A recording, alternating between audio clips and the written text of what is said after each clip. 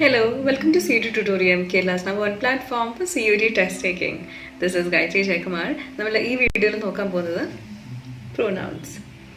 So parts of സ്പീച്ചിൽ വരുന്നതാണ് pronounce. നമ്മൾ nouns, verbs, adjectives ഒക്കെ പറയുന്നതാണ് പ്രൊനൗൺസ്. പ്രൊനൗൺസ് സാറിന് നമ്മളൊരു സെൻറ്റൻസ് പറയുമ്പോൾ നമ്മൾ ഒരേ ആൾ എന്ന സബ്ജക്റ്റിനെ നമ്മൾ റിപ്പീറ്റ് ചെയ്തുകൊണ്ടിരിക്കാതിരിക്കാൻ വേണ്ടിയിട്ടാണ് നമ്മൾ പ്രൊനൗൺസ് ഉപയോഗിക്കുന്നത്. സോ ലൈക്ക് ഒരു പേരൊക്കെ എടുത്തിരിക്കുകയാണ്, സെബാസ്റ്റ്യൻ ഫോർ എക്സാമ്പിൾ ഒരു പേരെടുക്കുകയാണ്. സോ ഫസ്റ്റ് സെൻറ്റൻസിൽ സെബാസ്റ്റ്യൻ പറഞ്ഞു കഴിഞ്ഞ് പിന്നീട് നമ്മൾ സെൻറ്റൻസിൽ ഹി ഉപയോഗിക്കും, അല്ലെങ്കിൽ സെബാസ്റ്റ്യനോടാണ് എന്തെങ്കിലും ചെയ്യുന്നതെങ്കിൽ നമ്മൾ ഹിം ഉപയോഗിക്കും. സോ അങ്ങനെ വരുന്നതിനെയാണ് പ്രൊനൗൺസ് എന്ന് പറയുന്നത്. പക്ഷേ പ്രൊനൗൺസ് തന്നെ പല ടൈപ്പ് ഉണ്ട്. നമ്മൾ സാധാരണ ഹി, ഷീ, എറ്റ് അല്ലെങ്കിൽ ഹിം, ഹർ ഇതിലൊക്കെ അങ്ങ് നിർത്തിക്കളയും. പക്ഷേ പ്രൊനൗൺസ് പല ടൈപ്പുകളുണ്ട്. അത് നോക്കിയിരിക്കേണ്ടത് വളരെ ഇമ്പോർട്ടൻ്റ് ആണ്. കാരണം മിക്കവാറും പ്രൊനൗൺസിൽ തന്നെ നമ്മൾ സിംഗുലർ ആൻഡ് പ്ലൂറൽ പറയുമ്പം തെറ്റാറുണ്ട്. അത് തെറ്റുന്നത് എപ്പോഴാണെന്ന് പറഞ്ഞിട്ടുണ്ടെങ്കിൽ ഇൻഡെഫിനിറ്റ് പ്രൊനൗൺസ് വരുമ്പോഴാണ്. സോ ഇവിടെ just look at this question. Which of the following is not an example of an indefinite pronoun? So ഈ തന്നിരിക്കുന്ന ലിസ്റ്റിൽ ഇൻഡെഫിനിറ്റ് പ്രൊനൗൺ അല്ലാത്തത് എന്താണ് എന്നുള്ളതാണ്. സോ ഈ പറഞ്ഞ ഇൻഡെഫിനിറ്റ് പ്രൊനൗൺസ് വരുമ്പോൾ ചിലതൊക്കെ നമുക്ക് കാണുമ്പോഴേ അറിയാം സിംഗുലർ ആണോ പ്ലൂറൽ ആണോ എന്നുള്ളത്. ചിലത് നമുക്ക് കണ്ടാൽ മനസ്സിലാവില്ല സിംഗുലർ ആണോ പ്ലൂറൽ ആണോ എന്നുള്ളത്. ചിലത് കണ്ടാൽ തോന്നും പ്ലൂറൽ ആണെന്ന്, പക്ഷേ സിംഗുലർ ആയിരിക്കും. ചിലത് കണ്ടാൽ തോന്നും സിംഗുലർ ആണെന്ന്, പക്ഷേ പ്ലൂറൽ ആയിരിക്കും. പിന്നെ സിംഗുലറും പ്ലൂറലും, അതായത് രണ്ടായിട്ടും കൺസിഡർ ചെയ്യുന്നത് കൊണ്ട് മീൻസ് അതിനെ ബേസിക്കലി നമ്മൾ ഒറ്റ ഇതിലായിരിക്കും എടുക്കുന്നത്. അത് സിംഗുലറും ആകാം പ്ലൂറലും ആകാം. സോ അങ്ങനത്തേക്ക് ഒരുപാട് ഇൻഡെഫിനിറ്റ് പ്രൊനൗൺസ് ഉണ്ട്. അതിലെ ആ പേരിൽ തന്നെ ഉണ്ട് ഡെഫിനിറ്റ് അല്ല ഇൻഡെഫിനിറ്റ് ആണെന്നുള്ള. സോ മീനിങ് അതല്ല കേട്ടോ. ഇൻഡെഫിനിറ്റ് പ്രൊനൗൺസ് ഇൻ ഷോർട്ട് പറയുകയാണെങ്കിൽ ഇവിടുത്തെ എക്സാമ്പിൾസ് വെച്ചിട്ട് തന്നെ പറയാം. So several, all, something, himself. So ഇതിനകത്ത് സെവറൽ, ഓൾ, സംതിങ്, ഹിംസെൽഫ് ഈ നാലെണ്ണത്തിൽ ഏതാണെന്ന് പറയുന്നതിന് മുമ്പ് let me just quickly give you an idea about what an indefinite pronoun is. So ഒരു ഇൻഡെഫിനിറ്റ് പ്രൊനൗൺ എന്ന് പറയുമ്പോൾ ഒരു non specific group of things of പീപ്പിളിനെ നമ്മൾ റെഫർ ചെയ്യുന്നതാണ് ഇൻഡെഫിനിറ്റ് പ്രൊനൗൺ. അതായത് നമ്മൾ കൃത്യമായിട്ട് നമ്പർ പറയുന്നില്ല, കുറച്ച് അല്ലെങ്കിൽ എന്താ പറയുക ഒരു okay I be very I sort of use it in A sentence. So let's say there are some apples in the basket.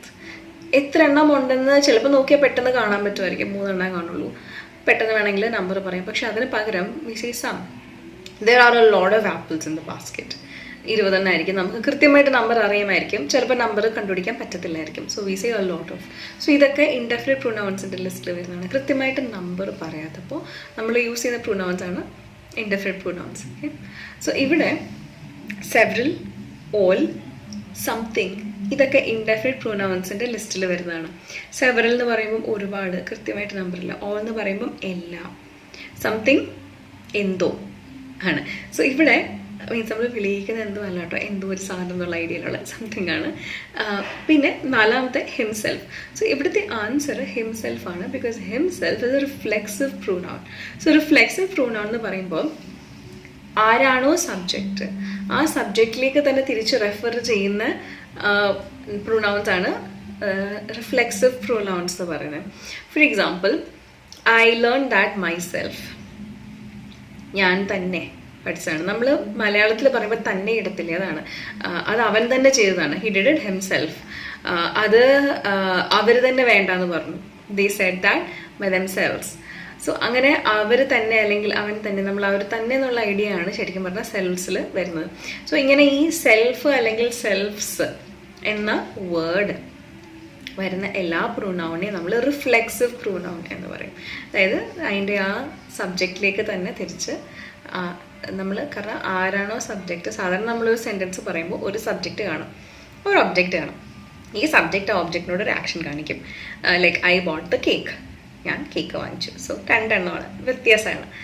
So reflexive pronounce വരുമ്പം സബ്ജക്റ്റിനോട് തന്നെ ഒരു ആക്ഷൻ ചെയ്യുകയാണ്.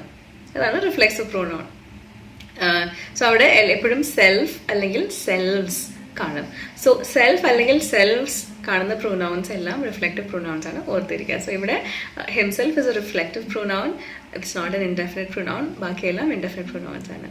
So I hope this is clear to you. So ഇവിടെ answer D ആണ്, himself.